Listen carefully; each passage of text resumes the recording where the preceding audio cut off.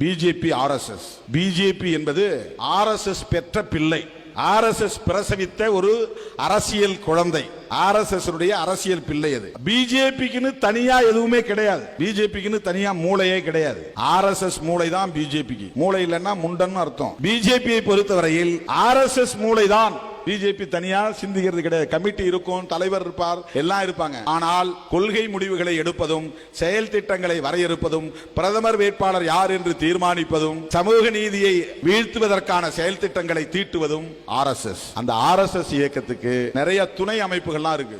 அந்த அமைப்புகள் எல்லாத்தையும் சேர்த்துதான் சங் பரிவார் அப்படின்னு சொல்றாங்க. சங்குன்னா ஆர்எஸ்எஸ் குறிக்கும். சங்கு அப்படின்னா சங்கின்றாங்கல்ல. சங்கின்னு ஏன் சொல்றாங்கன்னா அந்த சங்கத்தை சார்ந்தவன் அர்த்தம். எந்த சங்கத்தை சார்ந்தவன்? ஆர்எஸ்எஸ் என்கிற சங்கத்தை சார்ந்தவன். அந்த ஆர்எஸ்எஸ் அதனுடைய எக்ஸ்பான்ஷன் என்னன்னா ராஷ்டிரிய ஸ்வயசேவக் சங். ராஷ்டிரியன்னா தேசிய, வடமொழியில ராஷ்டிரிய, தமிழ்ல தேசிய, அகில இந்திய